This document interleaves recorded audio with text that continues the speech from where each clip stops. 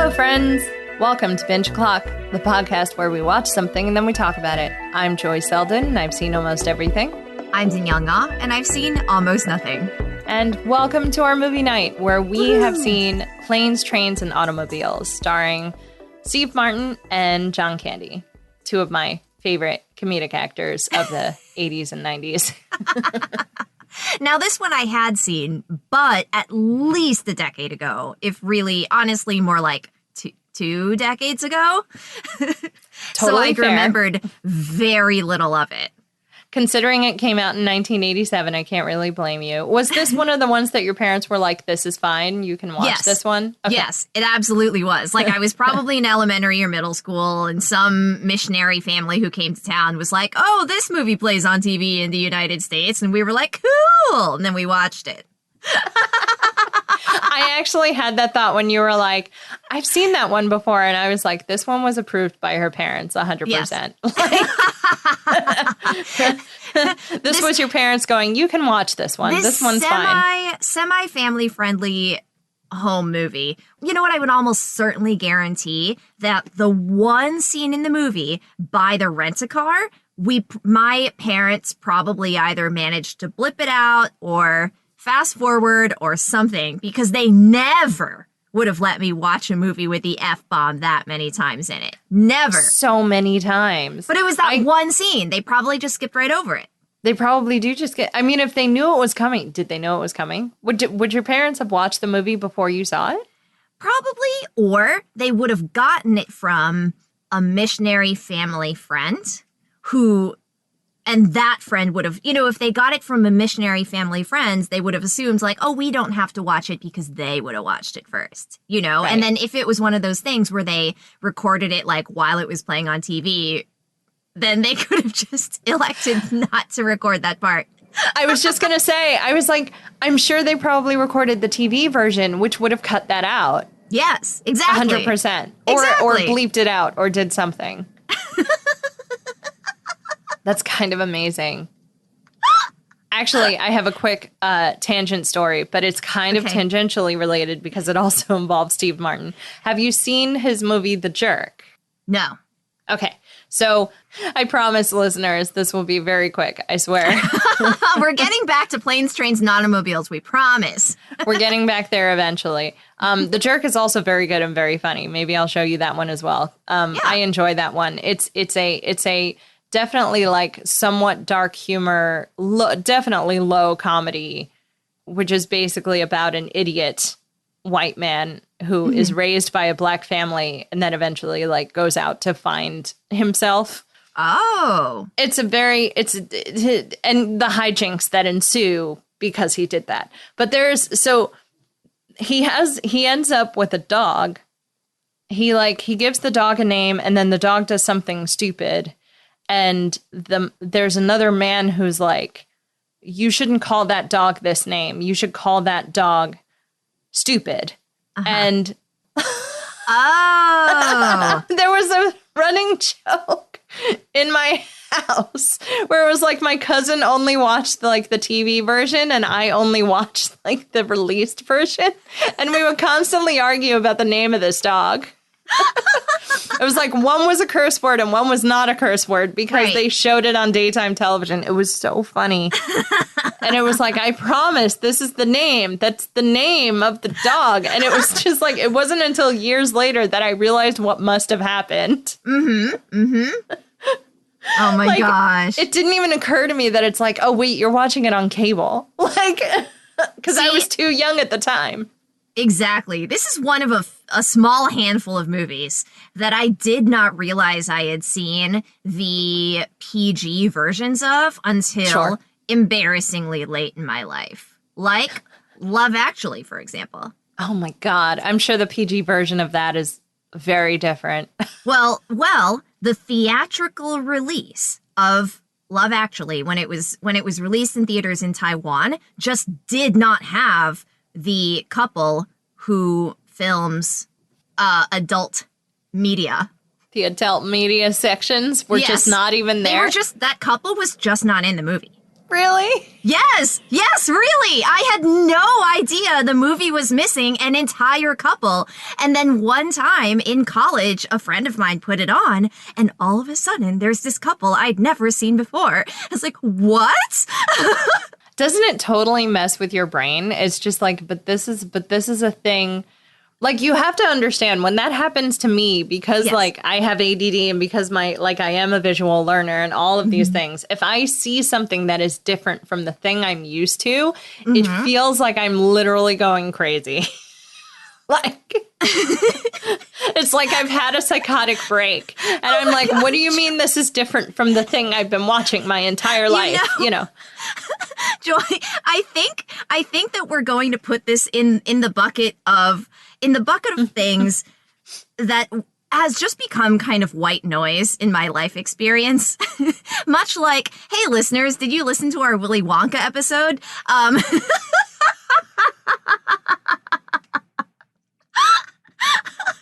Much like how I watched Willy Wonka and just did not notice the moral platitudes because that was 90% of my life growing up. That's this. Like, so much of my adulthood was realizing that everything I was told was a lie. It all blends together, Joy. So you're just such an erudite young woman that realizes maybe your entire existence is a lie and you just need to relearn several things, maybe, kind of. C'est la vie.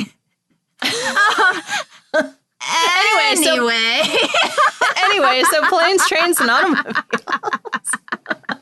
8 minutes in. You're welcome, listeners. You're welcome. This is what you came for, isn't it? Now, I would like to also point out that I think that we're kind of beginning / continuing a trend where we celebrate holidays precisely 1 month early.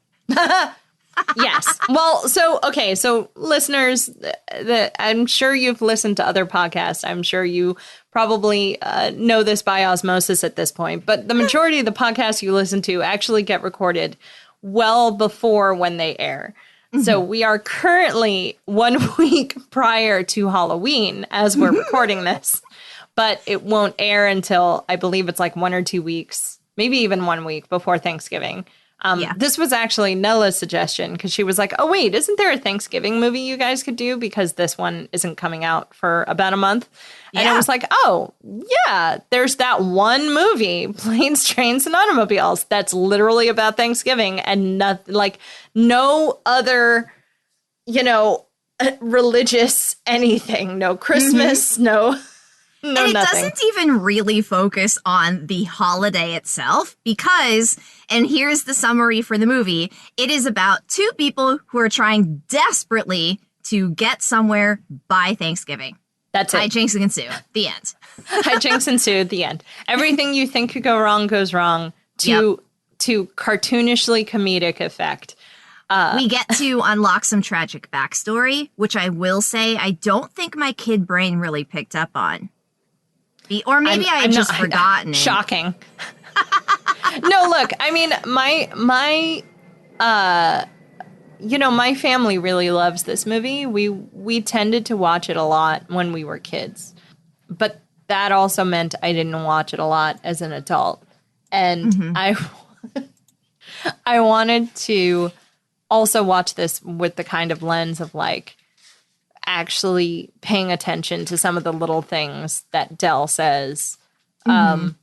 Because he is not, he doesn't really open up. Like, he seems like a guy who wears his heart on his sleeve. But when it comes to like the serious issues, he doesn't really talk about it. And, he hasn't been home in years. And I'm just like, those salesmen who just live out of like hotel rooms. Yes. I don't even think that occurred to me the last time I watched it, which might have actually been a decade ago. Like, it didn't, not really having a home is such an amorphous thing to even think about for someone who does so much work and travel. Right? Like, my brain just kind of was like, well, yeah, I mean, you do a lot of work and travel, so I guess you just haven't been home in a while. And like my brain didn't actually pick up on the fact that he said, I don't have a home. Right. And it all kind of clicks into place at the end of the movie, roughly when it does for Neil. Yeah. I mean, I think that when Del was sitting in bed in the motel looking at the photo of his wife, that's the first place in my notes where I wrote parentheses dead wife. Like, that's the first part where I thought maybe there's something going on here. Yeah. But you're absolutely right, because, I mean, I think that the other really big hint is that, yes, he's a friendly, jolly fellow, but there's a reason he's been able to forge these relationships and knows someone and knows a place to stay and has a ride in literally every town they travel through. Yeah. It's because everywhere is his home. Mm-hmm. It's because he travels that often and doesn't grow roots anywhere. Mm-hmm. And, you know, I mean, like, I think also when I was younger, this movie was just like a common theme in this movie, which, by the way, I do recommend you watch this movie. If you haven't seen this movie, please do check it out. Yeah, this is a fun one. Yeah. I mean, okay. It's fun. And it gives me, someone who actually does get pretty anxious around traveling, major agita. Yes. I mean, look, you know, because the things that happen in this movie are so bonkers, I think I have just become numb to them entirely. Right? There's something of like, you don't want to sleep in the airport. You know, like there's a moment where Steve Martin, like, you know, where the character of Neil looks over and sees a guy sleeping in the airport. And I'm like, but I've done that. Yeah, no, that's fair. That's fair. But you know that feeling where you're trying to get somewhere, right? And you are late already. You are running even later. And there is physically nothing you can do to get there faster. It's like, listen, I'm already in the cab. I'm already in, I mean, fill in piece of transportation, right? Whichever is going to be fastest. A subway, a bus, or a cab. And you have already chosen the fastest one. You're still 30 minutes late and will be another 30 minutes late after that. And like the hour that you sit in that cab / bus / whatever is just one of my least favorite feelings in the world. And there's so much of that in this movie.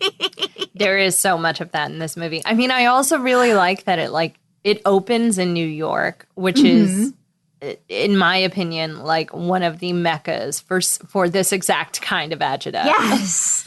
Yes. As you said, you know, if you leave an office already knowing you're going to be late, you know you're going to hit some kind of delay on any of those things. Yes. Right?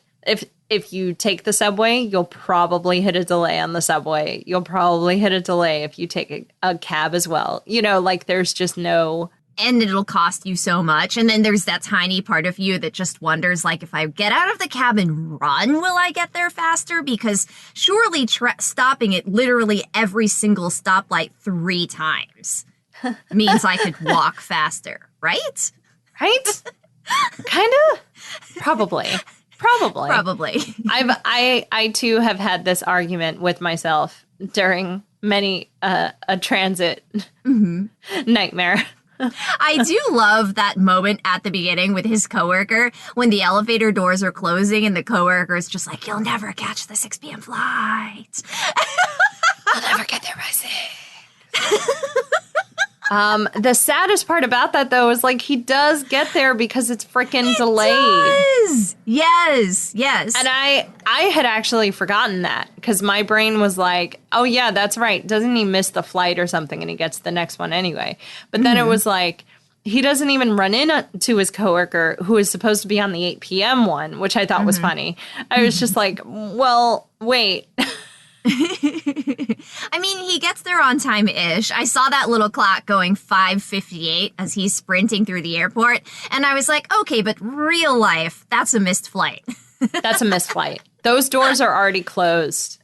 I mean, you know, we're also talking about like a post 9/11 era thing where it's just like, that he would not have made it through security. He would not have taken those shoes off and put them back on. There was a lot in this movie that was embarrassingly foreign to me. And, there were the things that were very 1987. Like, yes, they're going to be smoking on the plane and inside the motel room and inside the restaurant. Like, fine, I get it. But, and I know this is fast forwarding, when they pull out that credit card machine. Oh, I know. I was like, I'm not that young, but I'm young, I guess. Well, I don't know. That machine blew my mind.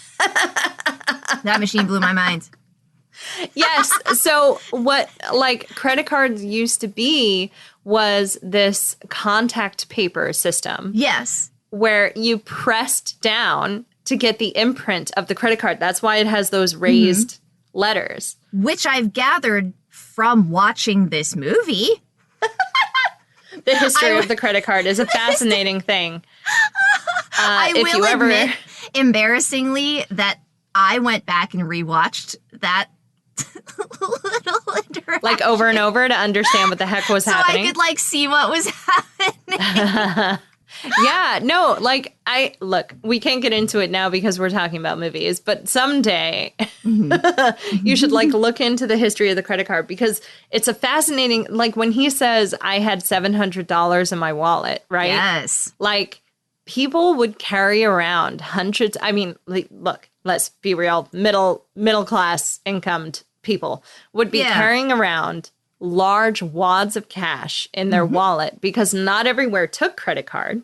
Right. And credit card companies were just becoming a thing in the, I want to say 60s or 70s. But housewives would have to carry around wads of cash. Right. Because that was the only way you could pay for anything. So when your wife went out to do the daily shopping, it was great. So I've got $600 that should just about cover the market and the clothing we have to buy for the kids and the laundry and the No. That 100% makes sense. And I was aware of that. I was just not aware of this particular machine. Yes. I mean, my favorite thing about credit card history, which I promise is the last thing I'll mention and then we can move on, is that Diners Club card is the first credit card. Yes. Which I think is amazing. And then, Visa and MasterCard and all these other companies were we could just be banks and do this for people. Because obviously you need a card that is accepted everywhere. Right?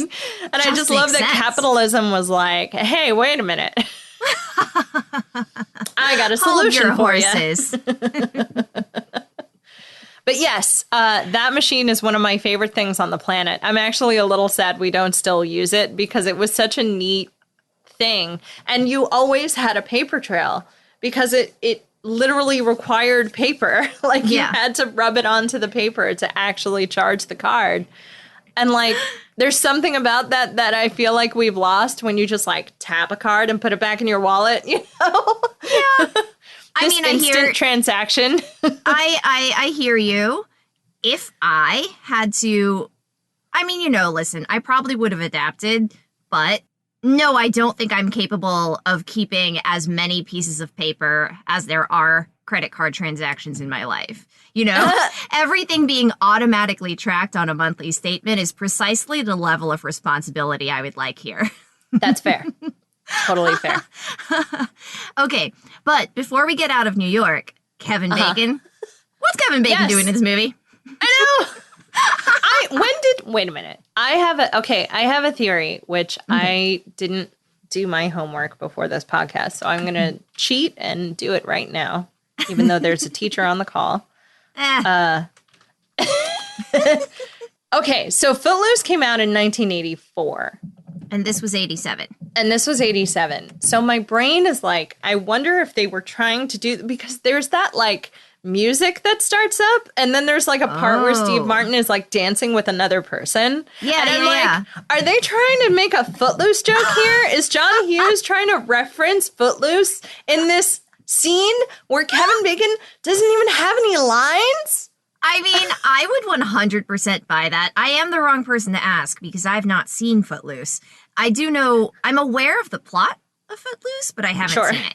I love that little like shifty eyebrow cock that Kevin Bacon pulls off in this movie, though. Like, really, he didn't need any lines. I know. John Hughes. This is a John Hughes movie, by the way. I don't think we actually mentioned that, but like John Hughes loves that, and like I think he also has a special place in his heart for actors who just give really good eyebrow. Like Steve Martin is one such person. John Candy also is one such person. He can like work his eyebrows really well. Yeah. I just think it's really, I have this theory that it was like meant to be a Footloose joke, to race the Footloose guy for a taxi cab. That's one of my favorite little cameos in this movie, personally speaking. Headcanon accepted. Why wouldn't you? Why wouldn't you love this moment? But yeah, we go from New York to Wichita to St. Louis. To Chicago. Yeah. We go a lot of places. It doesn't matter. We go many places in many different ways. But the headline is that Neil Page, who is Steve Martin's character, is the uptight one and is stuck with Del Griffith, John Candy's character, who is the shower curtain ring salesman. God, I love that. And just, I don't know. I have very different feelings about Del Griffith as an adult as I do than I did as a child.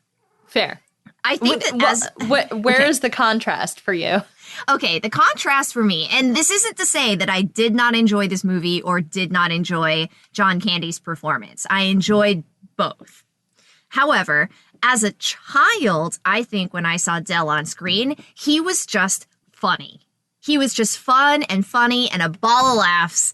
And I enjoyed seeing him in this movie just thoroughly. And watching it as an adult, I find myself, I see myself mirrored in Neil more than I do in Del.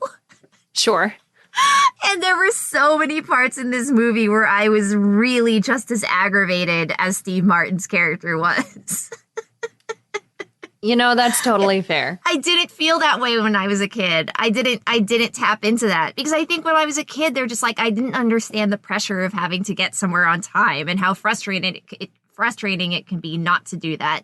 And I didn't really, I don't know, maybe I didn't tap into the little scenes with the sad wife and kids who are at home on Thanksgiving and are just waiting for her husband/father to come home. Like the little girl who's just like, my daddy's coming home for Thanksgiving. And like, when mom picks up the phone and the kid is like, it's a delay, you know? And my adult self is just delay. Like, oh. I know. Yeah, I really felt for the family, actually. I felt for Neil's family. Because there's, I think you're right. There is a level of transient employee that you, as a child, you just don't understand, right? Like working in New York in marketing, of all things, at what seems like an advertising agency in Manhattan means he probably has an apartment in Manhattan, maybe only comes home for the weekends, maybe not even every weekend. You know, it's just a lot of, like, now that I've been in the workforce, working funnily enough, in advertising. But now that I've been in the workforce for about like 20 years, I understand that like some employees do travel a lot. You know, and sometimes they work from home part of the time, and sometimes they, you know, come into the city and then they stay over in the city and then they go home on weekends, you know, like it's such a weird life of dedication, but also really difficult. Yes, I'm sure. And like, I could never, not Chicago. Right. I mean, the fact that his family was in Chicago and he was in New York is also interesting. I think it's very interesting. As opposed to say having a family out in a suburban area where where there's more room for the kids to run around and there's a yard and this and that, and then someone works in the city and has to travel out there. Like, that's a situation that would have been a little bit more familiar to me, I think. That is the more common. I mean, look, I live in Queens and I work in Manhattan. Like, it's not that difficult. But like, it's also, I think this movie also shows a caste divide between, Neil and Dell. Yes. Yeah. Neil is definitely in a higher tax bracket, shall we say, than Dell is. Dell is a little more like street smart also than Neil is. Yeah. And knows how to make friends easily and knows, as you said, has a bed in every city and knows where to go and how to get there and all these other pieces. And like also does a lot of what he does on the barter system of like, I help them out, they help me out. And that's, right. That's just his life. Neil, on the other hand, is very like career motivated and like you definitely get this sense that like, I don't know, maybe they started in Chicago and then maybe the company he was working for offered him a better gig, but it was in New York and required, like a move for him. And then it was like, well, the kids are in school, Right. Or maybe they have family that lives out in Chicago, right? And mom wants to be close to the family. The grandparents got there no problem. Exactly. So. Exactly. I think the extended family is in Chicago is kind of my understanding of it. But no, I like that. And like and this is why I still have a lot of sympathy for Dell's character and I don't dislike him. I think that part of the reason Neil is so upset with Dell is that Dell does have this big kind of obnoxious personality. And yes, if you're trying to fall asleep at night and someone is next to you, like scratching and cracking and snorting, that would kill me. And Neil is so used to just throwing money at a problem and it's solved, Exactly. Also, if he really is living this life of like living in the city, I don't even know. Like we don't really get to, they didn't explain it. We don't really get to see it. We really don't get to see it. But like there's I need to spend more time with my family is kind of a thing he says at one point. And I think that comes from either only seeing your family, maybe it's like once a month, that like you come out for a weekend, because Chicago to New York and New York to Chicago is not a easy trip. No, it is not a short flight. It isn't. Yeah. Although it was also weird that he was flying out on the 6 p.m. and he was going to be home by 9. Right, really? Well, okay. So you're absolutely right. This probably adds to why Neil got aggravated so soon. And the first time he snapped and just blew up at Dell, he was far more unkind than he needed to be. Like, yes, that was pretty. It was bad. It was bad. So when this would have come out, I would have been like 4. But what I wouldn't give to watch this in a theater and hear like people laughing and then just hear the laughter start to die because of how mean he's really being. Yes. Cruel. Like really, truly cruel and so uncalled for. Absolutely. But yeah, it's because part of it is because he's so used to throwing his money at a problem, and this is a problem he can't throw money at. And B, to your point, he probably lives alone 90% of the time. He probably never sees another person except for the people he works with. And that's it. Like when Dell asks him, I think Dell asks him a question at some point, like, what do you do when your kid is like snorting and blowing their nose? And I'm like, Neil almost never has to deal with that problem. Neil never has to deal with that problem. Yeah, like Neil is almost never kept up at night by snotty children. And I don't mean snotty in a attitude way. I mean like literally snotty like children. Like a snot bubble snotty. Yeah, no, there is this weird, like I do also think the 80s were this really interesting time of trying to get people out of offices and to be home more. I recently saw something that was like when factories were sort of closed and people were, which was around the 70s, factories started closing in the US and people were expected to like go back to college or have a college degree or whatever if they wanted to make an income. And by they, I'm really talking about men mostly. Right. And the type who would attempt to get an office job because the factories are closing down. Yeah, that sort of thing. Right.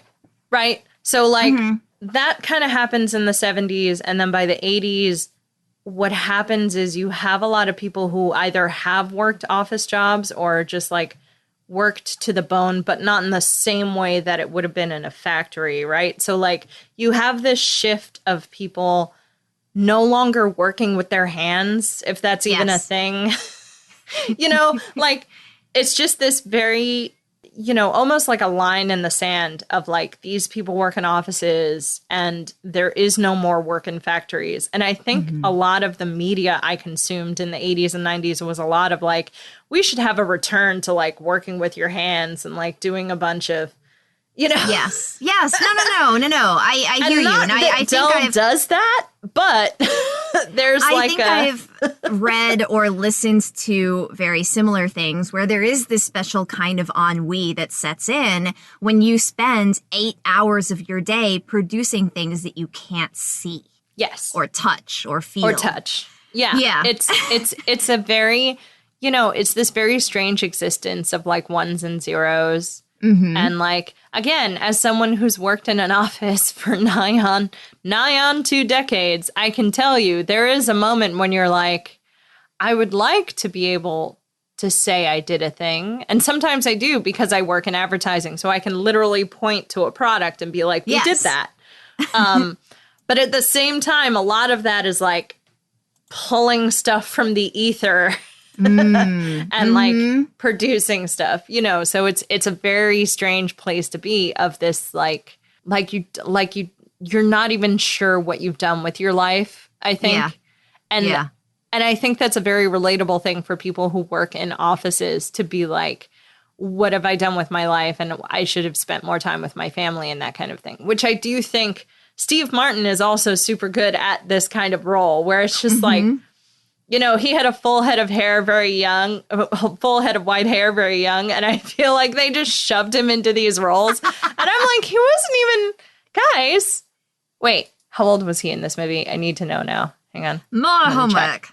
65, 75, 85. So he was like 42. Oh, that makes sense. Because, I mean, just even like looking at his face, you can see that he is still fairly youthful in this movie. He is, for sure. But it's so funny that, like, I want to say for, like, 15 years, he basically played this character. And I'm like, you're not even that old. Like, he was 42 for 20 years. Yes. He was approaching midlife crisis for about 20 years. 20 years.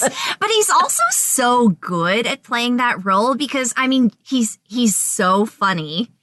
And knows how to go instantly from funny to hyper emotional and straddles that line really well. I mean, he and John Candy are both really excellent at that, which is why I think this hijinks ensue super cartoony film that every now and then becomes about a man whose wife died 8 years ago and is trying to find a place for himself in this world. Like, this movie can be both of those things.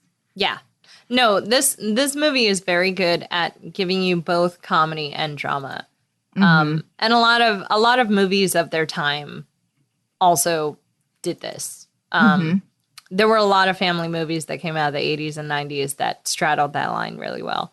John Candy is actually one of my favorite comedic actors for that specific reason. Like, because he can do such good drama.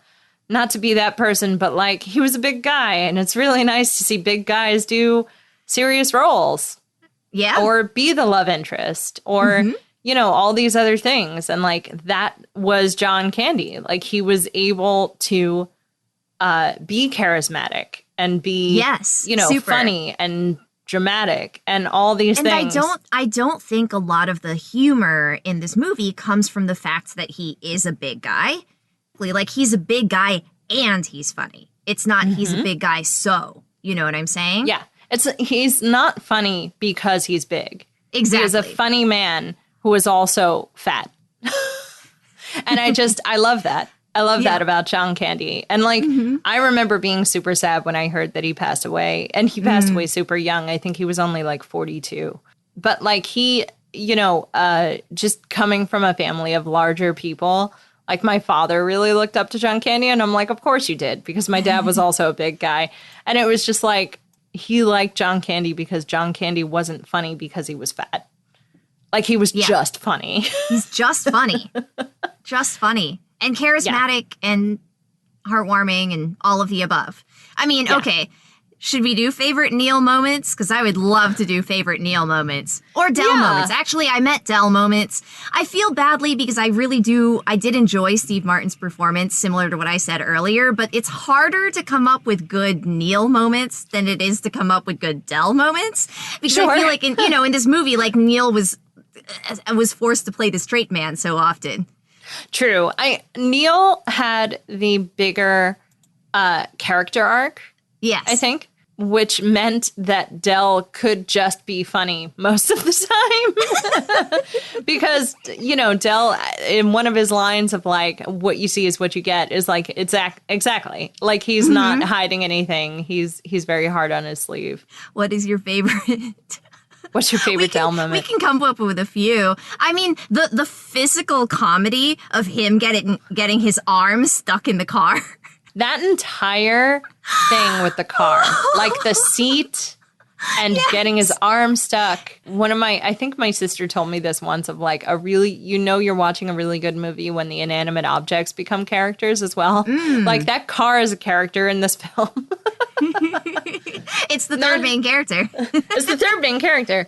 I mean, God, everything with the car. I think one of my favorite Del moments is really early in the film when he's falling asleep and he cracks an eye open and goes, and he's like, I bet you $6 and a nut that we don't land in Chicago, or whatever it is he says. And it's like I sat there watching it and I was like, what possessed you to say this to this man? And this felt like the "don't poke the bear" moment, Like, he just had to say it, and he says it, and he says it in one of the funniest ways I think I've ever seen anybody say anything. That was a great moment, and such a small one, but you're right. So I tiny, remember that. But it comes out of nowhere. Yeah. Yeah. It also, it reminds me of his coworker being like, you'll never catch the 6 p.m. flight. Like, it's the same energy. Yes.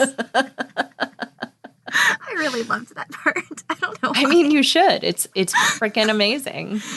It's amazing. It's one of the best parts in the whole thing. Do you have another favorite one, a different one?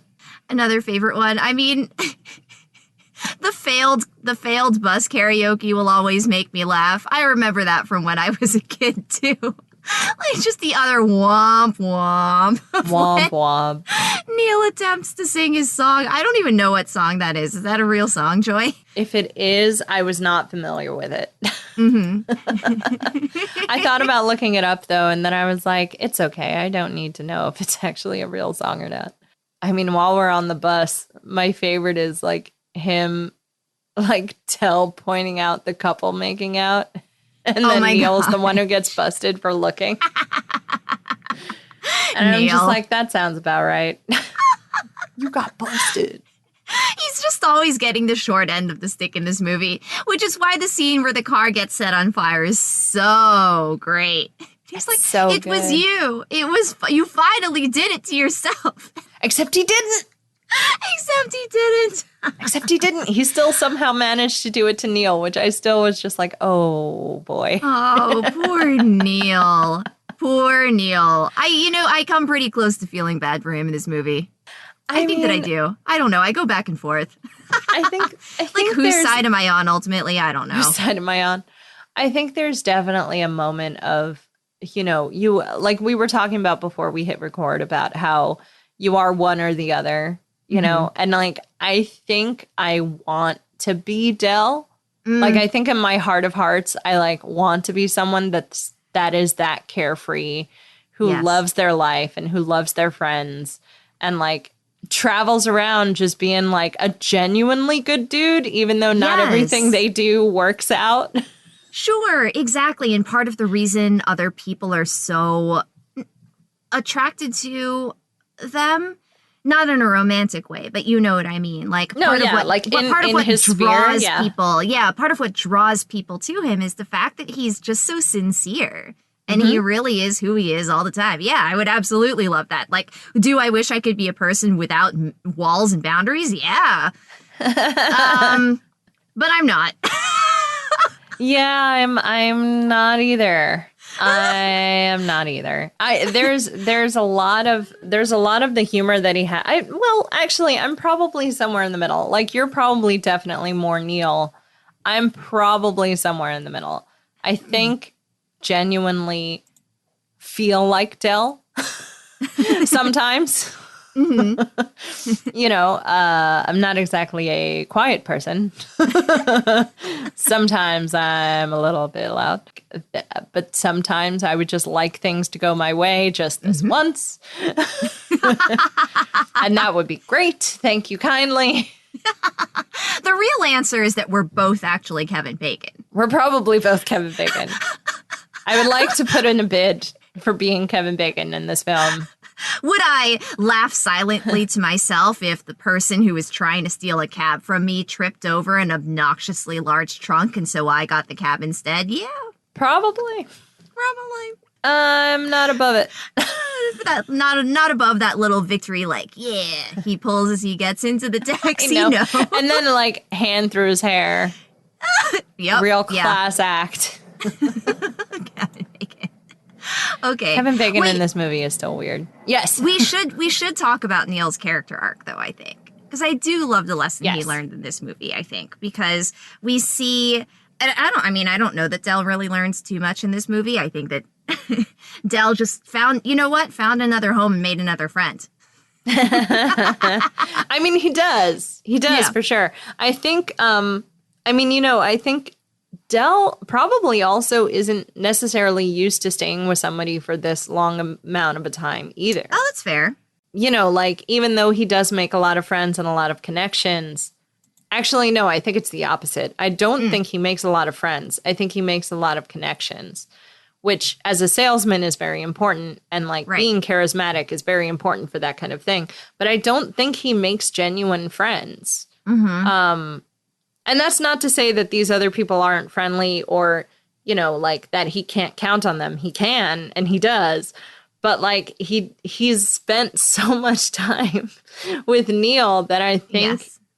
I think his character arc is very, very slight, but I think he does have a moment of like, you know, maybe I can just find a middle ground of like, you know, this person is making an attempt to actually, you know, kind of get used to me and like learn who I am versus just being the loudest person in the room.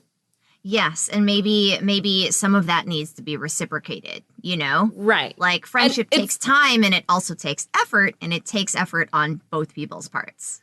Exactly. And now, having said that, I really don't think, like, it wasn't a huge leap for him. But, like, I do appreciate that Dell doesn't dial it down for Neil.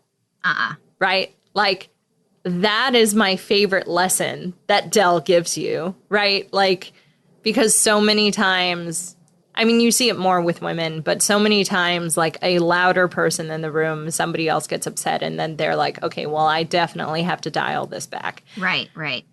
Dell doesn't do that. And there's something really refreshing of, like, this person either accepts me at 11 or, you know. There is Or no or. that's it.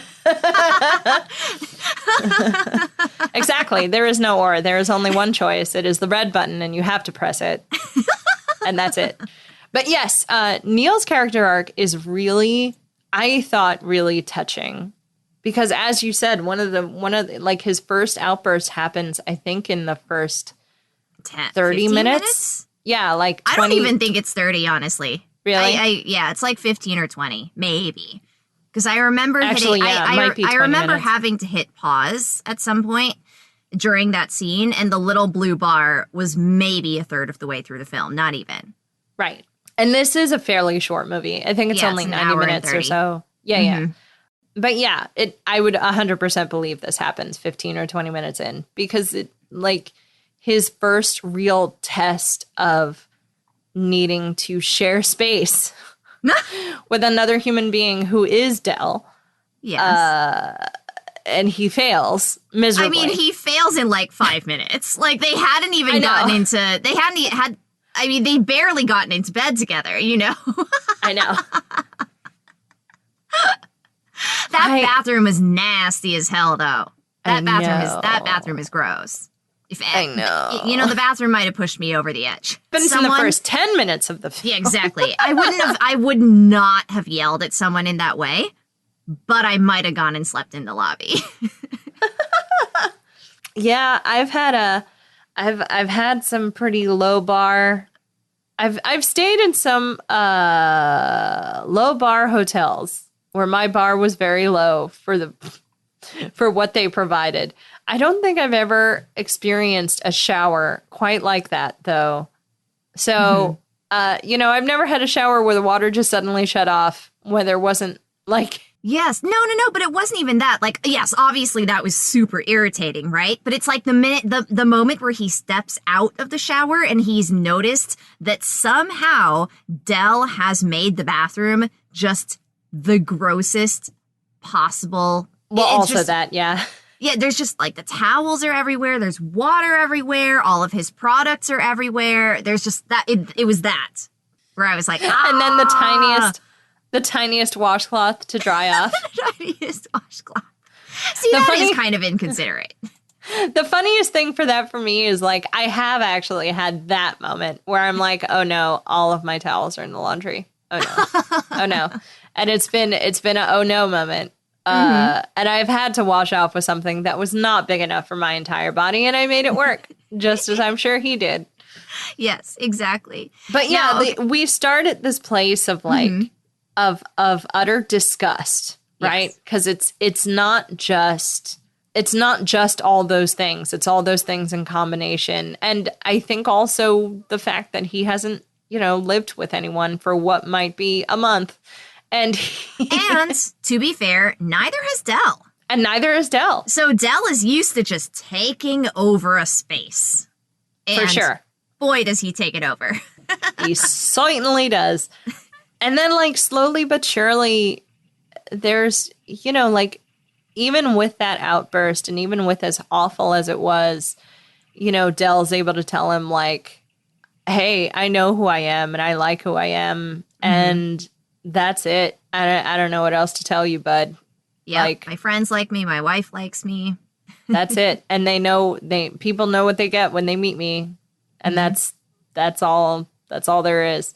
I mean, if it gets to him, which I think it definitely does get to him, I think he doesn't let Neil see that, which I think is a strength that, not necessarily a lot of people have, which I really liked seeing. And then, slowly but surely, Neil stops treating him like a second-class citizen, which is how that first outburst felt. Oh, yeah. Yeah. 100%. And there are also the moments where, I think he tries to break up with Dell at least 3 times in this movie. He certainly does. And fate just continues bringing them back together, back together. But there are also the moments where, he, after the train, not crashed, but after the train stopped working, ? I don't really know what happened there. Fire? Broke down. After the train broke down. And he sees I didn't even Dell know that was possible.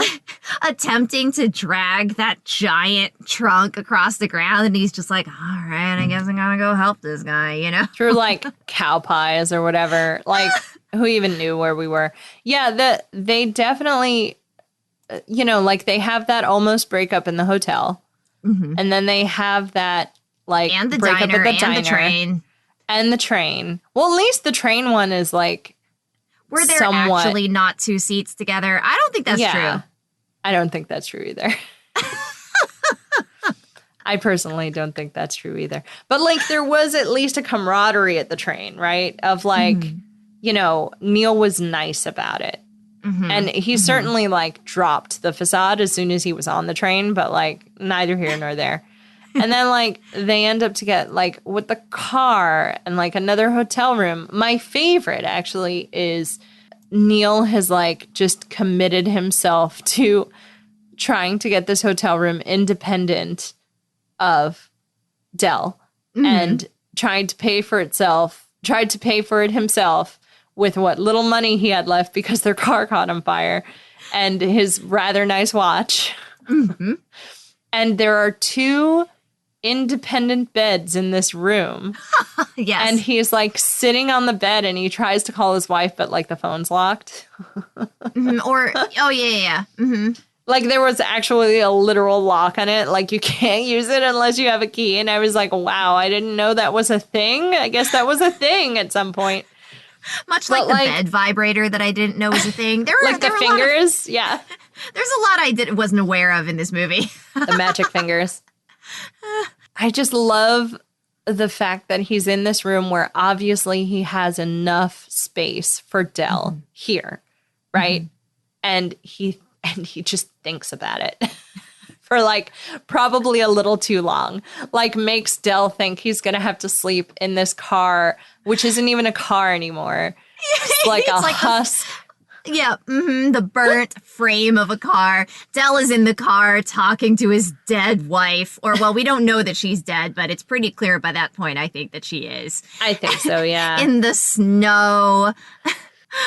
Yeah, I mean, by that point, he hadn't even tried to call her at all. Mm-hmm. You know what I mean? And, like, yeah. I think trying to get home, in quotation marks, for, like, the holiday, and, like, you haven't even tried to call your wife. That's and, like, he laughs it off with you called your family and I called the hotel, you know, in the beginning. But, like, well, he didn't have anyone else to call. Exactly. Yeah. That big old framed picture was also a good hint. You know, you don't carry around the big old framed picture like that of someone who you're going home to see. Who you're going home to see. Yeah, for sure. You have a picture in your wallet at most. Mm-hmm. You don't literally put up a framed picture of your wife every night on the nightstand of wherever you rest your head. Which I also thought, like, there was a part of me when I didn't know the twist that I was like, oh, but that's so sweet. Yeah. And then it's like, oh, wait. Yeah. That's not a thing like normal people do. And I think like the nice part for the last part of this movie is that after you know, Neil gives in and invites Dell into his hotel room and they're able to bond, then the hijinks that happen after that are hijinks that happen to the two of them as a team versus hijinks where they're butting heads. You know, like, they have to get the car out of the snow, crash into part of the motel, and they have to escape together. Like, this is going to be a funny story they tell forever, you know? And then Mr. Green impounds their car. And yes, for those of you who listen to our Clue episode, Mr. Green makes another appearance. Michael McKean. I love him so much. Did you find it interesting that Dell had a black eye when he came around with that truck? You know, I actually, as I was watching this, we got to the part where we see his black eye, and I thought to myself, did I miss something? Like, did I look away somehow, even though, like, I wasn't taking extensive notes on this movie because this isn't really a movie that warrants extensive notes. It's like, did I look away somehow and miss that happening? They must have cut a scene somewhere. They must have cut a scene. Or the implication is that the truck driver really doesn't want people driving up in the cab with him. And socked him one to be like, you can't ride up in the cab with me. I mean, I'll take it. That's fair. That was all I could think of because there isn't a reason. He just suddenly has a black eye. And I was like, oh, what happened? And I think as a child, I didn't register that he had a black eye. Like his eye was just like puffy. And it's not super dark or anything. It honestly might have just been an actual black eye that John Candy got. Like, I wouldn't be surprised. And it was just there because it almost looked faded. It didn't look fresh. Yeah, it was such a weird, it was like a weird moment where I was like, they must have either cut a scene or something and like he'd had, because he definitely had something on his eye. And I was like, what is happening? Why is that here? Like, what's going on? But yeah, and then no, they say goodbye on the train station platform. Yes, Neil on gets the Chicago elevated train. That little montage. We all know I have a soft spot for a great montage happens. Yes. I mean, my favorite part about that is, of course, he's thinking about his family, and then he starts thinking about Dell. I know. You know, and like before he even knows Dell's story of like, you know, why are you still here? I thought you were going home. You know, like he already thinks of Dell as family. Yeah. And it's just so sweet. And he like goes back to find Dell, and he finds him really quickly. Because he's basically just still in the train station. Still there, because where else would he go? You know, well, he got his new acquaintance slash friend safely to his destination. What else do I do now? You know, on to the next. Yeah. Should we do one more things? Yeah. Yeah. Let's do one more thing. Let's do one more things. You do yours first. Okay. My one more thing is simply that one day I would like to book a hotel room with a friend and just rampage the minibar. That scene where the entire bed is just covered in like chips and candy wrappers, and they're drinking all the little bottles of alcohol, and they're mixing and matching different alcohols with different candies and chips. It's just, that just seems like so much fun. And I actually remember, I think it tapped into this little kid part of me that I don't think that I would have been allowed to see that part of the movie either, actually, because they were drinking alcohol. So it's possible that my actual little kid self did not see that scene. But that scene tapped into this little kid part of me that just found it so delicious, the amount of mess that they made, because I've never been allowed to make that much mess. I love that your one more thing is once again about food or consumables or whatever. I mean, look, they looked like they were having fun. I mean, didn't like Neil at one point is just like, why do I feel like I'm at summer camp or something? That's exactly it. That is exactly the vibe. I never got to go to summer camp. I never got to do those things. It tapped into this little part of me, and it's like, one day I'm going to do it. We should do that. We should have a podcast from a cabin somewhere in the middle of nowhere. Yes. We can create our own mini bar so that each of those bottles doesn't cost $20. Right. We'll do it in spirit. Yes. A spirited mini bar. My one more thing, I don't actually remember if we talked about Doobie or not. No, we did not. But I love Doobie. I love Doobie's cab service. Doobie's Taxiola. Yes, is what it says on the side of his cab. Wow. Like the naked pictures of the women, the track lighting everywhere. I think that was like a flux capacitor in the backseat or something. It was a blast, man. If I could have a cab, it would be that one right there. That's the cab that we will take to our weekend away. Yes. Correct. 100%. 100%. 100%. All right. What a great way to end this episode. Yeah. Yeah. On Doobie's Taxiola. Doobie's Taxiola. All right, listeners. Between now and our next movie night, we would love to hear from you. Please check us out at Binge O'Clock Pod on Twitter and Facebook, where you can tell us your favorite, least favorite, whichever, your favorite or least favorite travel nightmare. You can also email us at bingeoclockpod@gmail.com. And don't forget, we have a Patreon. Find us at patreon.com/BachPod. That's right. And tell your friends, tell your family, tell your loved ones, tell the live lobsters in your life about Binge O'Clock, and we will see you next time.